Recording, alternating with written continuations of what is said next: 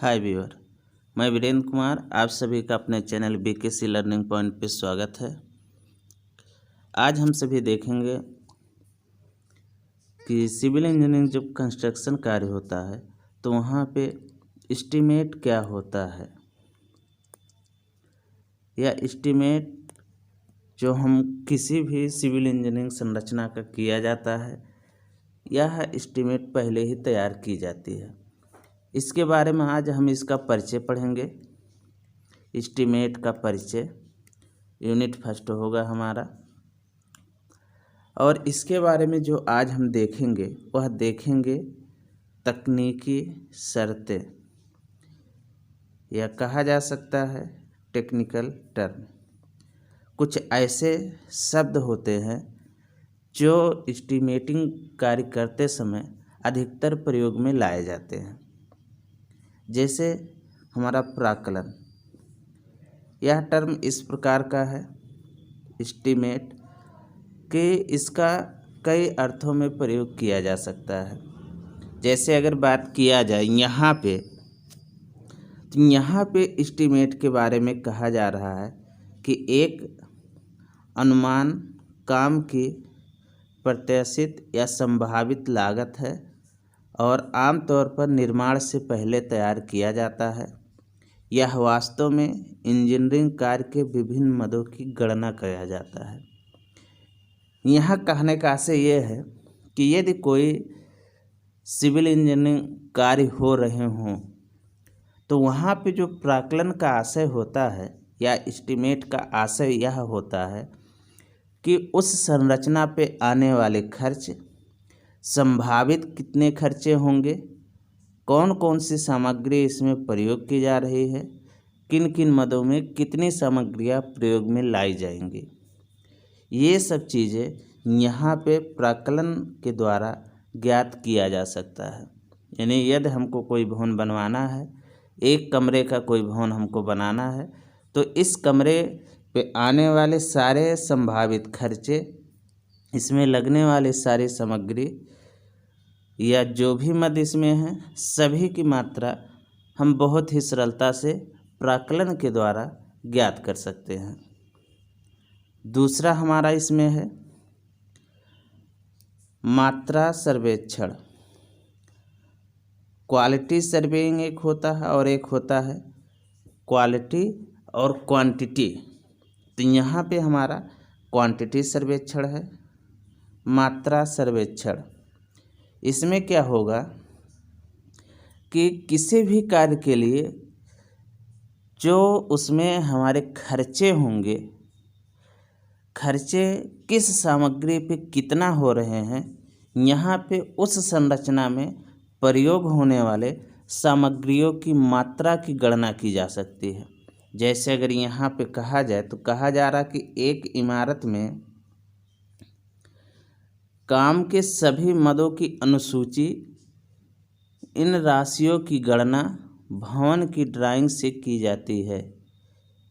इस प्रकार मात्रा सर्वेक्षण प्रत्येक आइटम के मामले में एक किए गए मात्रा देता है, जब कीमत कुल लागत देती है। संक्षेप में मात्रा सर्वेक्षण का अर्थ है संबंधित कार्यों का पूरा करने के लिए आवश्यक सामग्रियों की मात्रा की गणना करना।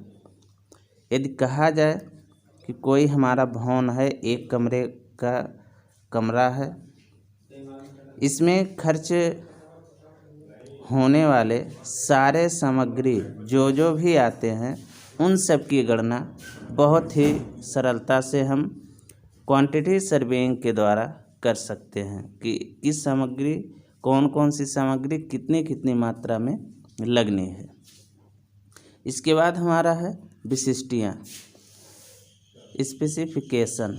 विशिष्टियाँ क्या होता है कि यदि किसी प्रकार की कोई भवन है और इस भवन पे ड्राइंग बनाया गया है इस भवन के लिए, इसमें उपस्थित दरवाजे, खिड़की और रोशनदान, इसके अलावा इस पे प्लास्टरिंग कार्य, ईंट चिनाई कार्य, स्लैब कार्य या जो भी कार्य इसके अंतर्गत किया गया है, इस भवन के निर्माण के लिए तो यहाँ पे विशिष्टियों में यह दर्शाया जाता है कि कौन सी सामग्री किस क्वालिटी की कितनी मात्रा में और कहाँ से लेना है। यह जो हमारा आंकड़ा होता है यह हमारा विशिष्टियों के अंतर्गत ही दिखाया जाता है। विस्तृत निर्विदेश प्राकृतिक गुणवत्ता कार्य की श्रेणी, काम के विभिन्न भागों, उपयोग की जाने वाली सामग्री, सामग्री की गुणवत्ता, इसके अनुपात, तैयारी, कारीगरी और कार्य निष्पादन के सारे आंकड़े इसमें अंकित किए जाते हैं और वही हमारा विशिष्टिया कहलाता है। इसके बाद हमारा है दर, रेट। रेट क्या होता है कि एक अनुमान तैयार करने के लिए विभिन्न श्रेणियों में कार्य की दरें, निर्माण में उपयोग की जाने वाली सामग्री, श्रम, कुशल अकुशल मजदूर उपलब्ध होने चाहिए, परिवहन शुल्क की लागत भी इसमें सम्मिलित होती है। यानी कहने का आशय है कि जो हमारा रेट निर्धारण किया जाता है इसके लिए हमारा दर विश्लेषण या कह सकते हैं रेट ऑफ शेड्यूल नाम की एक बुक, एनालिसिस ऑफ रेट या शेड्यूल ऑफ रेट नाम से एक बुक प्रकाशित होती है प्रतिवर्ष, और इस बुक में किस सामग्री की कितना मात्रा होना चाहिए ये सारे इस पे अंकित होते हैं और उसी दर से यहाँ पे इसको लिया जाता है। यानी जो भी रेट निर्धारित किए जाएंगे ये हमारा शेड्यूल ऑफ रेट में दिया होगा। इसमें सारे सामग्रियों की दरें, साथ ही श्रमिक अगर हैं तो उनको क्या दर दिया जाए, ये सारी चीज़ें शेड्यूल ऑफ रेट में या दर अनुसूची में निर्धारित होती है। नेक्स्ट हमारा है साइट प्लान। प्लान कई प्रकार के होंगे जिसमें से हम देखेंगे साइट प्लान। साइट प्लान क्या होता है कि एक विशेष क्षेत्र के लिए विशेष निर्माण कार्य तैयार की जाती है, निर्माण कार्य की योजना तैयार की जाती है और जो भी हमारा प्लान होता है उस प्लान के चारों तरफ जो क्षेत्र हों, सड़क हो, बाज़ार या मुख्य बाज़ार हो या अन्य सुविधाएं संबंधित अस्थायी स्थिति को इस नक्शे पे दिखाया जाता है। आमतौर पर इसके साथ सटे क्षेत्रों या अन्य संपत्ति के मालिकों के नाम को भी अंकित किया जाता है। यदि कहा जाए कि साइट प्लान क्या है, जैसे अगर कहा जाए कि कोई हमारा इतना एरिया है जहाँ पे हमको कंस्ट्रक्शन कार्य करना है, तो यहाँ से यदि कोई रोड गुजरा है तो इस रोड को भी दिखाना है। आसपास में यहाँ पे कोई बाज़ार उपस्थित है, इस बाज़ार को भी दिखाना है।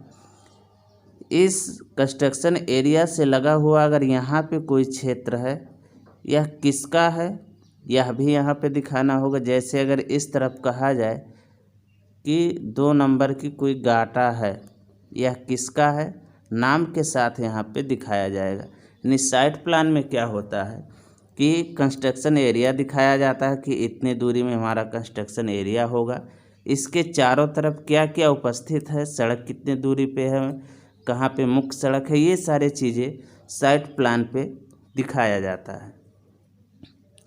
इसके बाद यदि बात किया जाए तो हमारा होगा लाइन प्लान।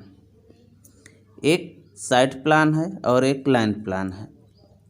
लाइन प्लान को एक विशेष निर्माण की योजना के रूप में परिभाषित किया जा सकता है जो निर्माण के विभिन्न भागों की एकल लाइनों की मदद से मुख्य विशेषताएं दिखाती है।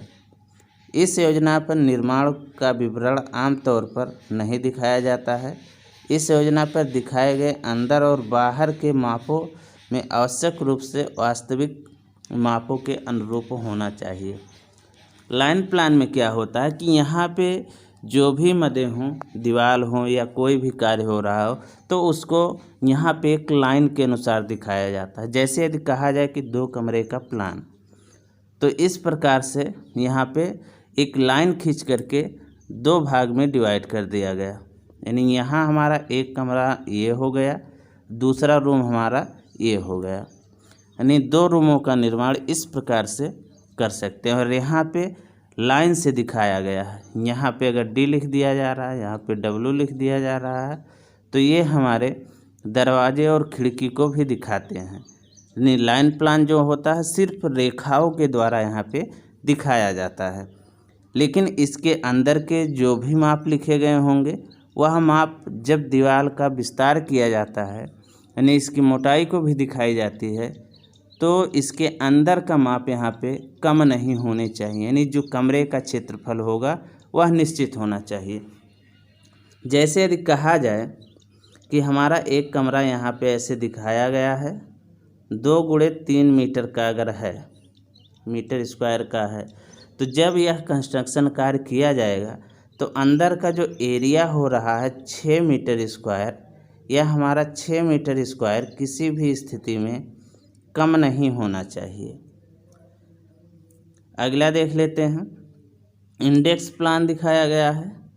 यह एक विशेष कॉलोनी की योजना है जिसमें विभिन्न घरों की स्थिति को एकल लाइन में दर्शाया गया है। यदि सड़क, स्कूल, बाजार, अस्पताल और अन्य सुविधाएं आदि की कोई स्थिति हो तो यह योजना के आम तौर पर प्रवेश द्वार पर या बाहर निकलने पर तय की गई दूरी पर दिखाई जाती है। निवासियों और बाहर के लोगों को मार्गदर्शन के लिए कॉलोनी का केंद्रीय स्थान इंगित करता है। यानी जो हमारा इंडेक्स होता है, जैसे यदि कहा जाए कोई ऐसे हमारा एक मार्ग गुजर रहा है, सड़क है, रोड है,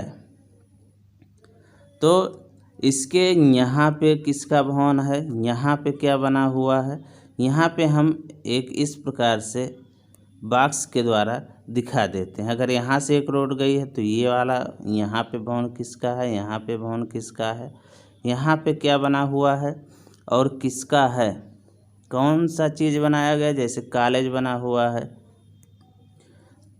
कोई शॉप है, या क्या चीज़ है, नाम के साथ यह यहाँ पे दिखाया जाता है, तो वह हमारा जो होता है इंडेक्स प्लान कहलाता है। अगर यह वीडियो आप सबको अच्छा लगे तो इसको लाइक करिए, शेयर करिए, हमारे चैनल को सब्सक्राइब करिए। यदि इसका PDF आपको चाहिए तो नीचे डिस्क्रिप्शन में दिया गया है, वहाँ से इसकी PDF और सारे ले सकते हैं और सारे वीडियो भी देख सकते हैं। हमारा है अगला विस्तृत योजना, डिटेल प्लान। यह योजना एक निश्चित पैमाने पर तैयार की गई निर्माण की योजना को इंगित करता है, जो इसके निष्पादन के लिए आवश्यक सभी विस्तृत जानकारी देती है। इस योजना पर विभिन्न खंड और ऊंचाई स्पष्ट रूप से खींची जाती है। यानी जो हमारा विस्तृत योजना बनाया जाता है या प्लान बनाया जाता है, वह जैसे यहाँ पे अगर कहा जाए तो लाइन प्लान हो गया, इसके आसपास दिखा दिया गया तो यह हमारा साइट प्लान हो गया। अगर यहाँ रोड के साथ और बहुत सारे चीज़ें इसके पास के अलावा दूर दूर के भी दिखा दिए गए तो हमारा इंडेक्स प्लान। लेकिन जो हमारा डिटेल प्लान होता है उसमें क्या किया जाता है कि कमरे के साथ साथ इसमें उपस्थित अन्य वस्तुओं को या अन्य स्थितियों को भी दिखाया जाता है।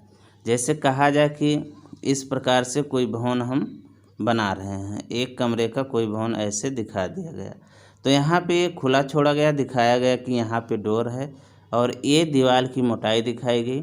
यहाँ पे इस प्रकार से ऐसे करके दिखा देंगे कि खिड़की है, यहाँ पे इस प्रकार से ऐसे करके दिखा दिया जाएगा कि अलमारी है, या जो भी व्यवस्थाएं इस रूम के अंदर उपस्थित हो वो सारे इस प्लान पे दिखाए जाते हैं। इसके बाद हमारा है सेंट्रल लाइन प्लान,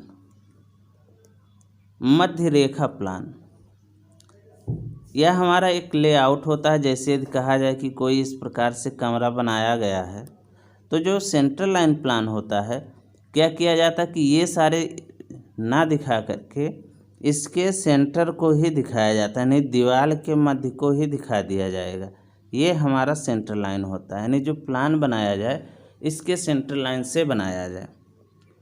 वास्तव में यह एक लेआउट प्लान होता है जिसे आधार रेखा या अन्य सुविधाओं से बाहर रखने की सुविधा के लिए तैयार किया गया है।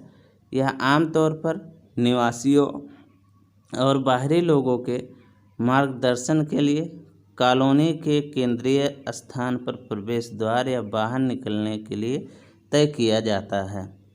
यानी जो भी प्लान बनाया जाता है उसके अंदर हम सेंट्रल लाइन का प्रयोग करके दिखाते हैं। सहायक प्राकलन क्या होता है? Supplementary estimate. जब मूल कार्य में कुछ अतिरिक्त या छोटे कार्य होते हैं उसको हम पूरक कार्य कहते हैं। यह ताज़ा विस्तृत अनुमान या विस्तृत एस्टीमेट तैयार किया जाता है। इस अनुमान को पूरक अनुमान कहा जाता है। यह विस्तृत विवरण में आवश्यक सभी कामकाजों के लिए एक साथ रखा जाता है। जैसे यदि कहा जाए किसी भवन का निर्माण किया जा रहा है, उसके संपूर्ण कार्य में कहीं पे कोई मोखा खोल दिया गया या कहीं पे पिन लगा दिया गया, तो बहुत जो छोटे कार्य होते हैं वह हमारे सहायक प्राकलन के अंतर्गत आते हैं। जैसे यदि कहा जाए कि भवन संरचना किया गया, उस पर हमने बहुत सारी खिड़कियां लगा दी, दरवाजे बहुत सारे लगा दिए गए, लेकिन पेंट किसी एक पे कर दिया गया।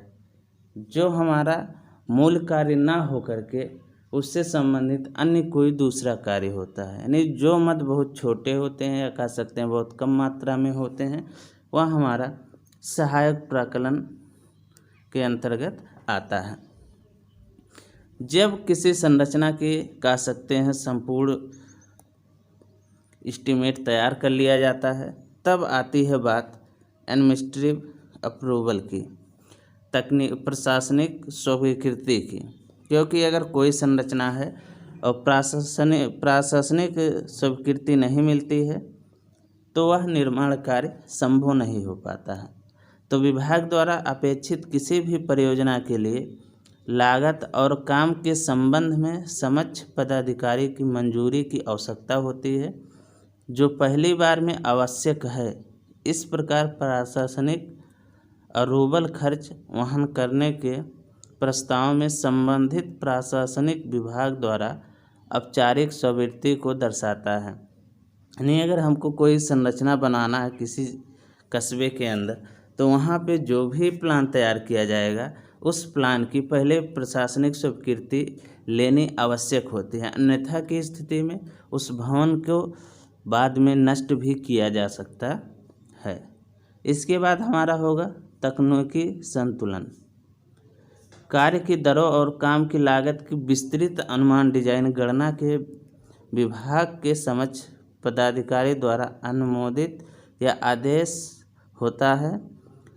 अनुमान के तकनीकी अनुमोदन प्राप्त होने के बाद काम तब निर्माण के लिए लिया जा सकता है। यानी जब हमारा प्रशासनिक स्वीकृति मिल जाएगी, इसके बाद उस पर तकनीकी स्वीकृति होगी। जब तकनीकी स्वीकृति मिल जाएगी, इसके बाद हम निर्माण कार्य को वहाँ पे आरंभ कर सकते हैं। समक्ष पदाधिकारी कॉम्पिटेंट अथॉरिटी विभाग में एक अधिकारी या अन्य पदाधिकारी जिन्हें संबंधित शक्तियाँ सरकार या वित्तीय विभाग से प्राप्त होती है द्वारा प्रयोजित की जाती है। नहीं, यह हमारा समक्ष पदाधिकारी के सामने उपस्थित करना होता है जो वित्तीय विभाग होते हैं, और उस पर यदि कोई अनुदान मिल रहा है तो वह अनुदान वित्तीय विभाग से लिया जा सकता है। इसके बाद हमारा है अध्यादेशीय माप पुस्तिका, ऑर्डिनरी मेजरमेंट बुक। यह मापी गई पुस्तक है जिसमें किए गए कार्यों की आपूर्ति सेवा के बारे में प्रविष्टियाँ ठेकेदार कार्मिक को भुगतान के उद्देश्य से दर्ज किया जाता है। एमबी में प्रविष्टियाँ आमतौर पर अनुभागीय अधिकारियों या अन्य किसी अधिकारी द्वारा इस उद्देश्य के लिए प्रतिनिधित्व की जाती है। यानी जो हमारा माप पुस्तिका बनाई जाती है, यह हमारा बिल भुगतान के लिए किस मद पे कितना खर्च हो रहा है, कार्मिक को कितना दिया जा रहा है, ये सारा ब्यौरा रखने के लिए हम एमबी करते हैं। कुर्सी क्षेत्रफल, प्लिंथ एरिया, किसी भी मंजिल के तल स्तर पर मापी गई इमारत का निर्माण कवर क्षेत्र प्लिंथ क्षेत्रफल कहलाता है। कैलकुलेशन कैलकुलेशन एरिया, निर्माण की कुल लागत जिसमें सभी व्यय शामिल हों और कार्य पूर्ण होने के अंत तक बाहरी सेवाओं की लागत को पूंजी लागत कहा जाता है। इसमें प्रारंभिक कार्य, विविध वस्तुओं और पर्यवेक्षकों आदि की लागत भी सम्मिलित होती है। यानी जो हमारा पूंजीगत लागत होता है, इसमें भवन निर्माण कार्य से लेकर के उसके हर एक मद पे किसी भी मद में जो भी पैसे खर्च हो रहे हैं वो सब हमारा पूंजीगत लागत के अंतर्गत आता है। अगर यह वीडियो आप सबको अच्छा लगे तो इसको लाइक करिए, शेयर करिए तथा हमारे चैनल को सब्सक्राइब करिए। यह वीडियो देखने के लिए आप सभी का धन्यवाद।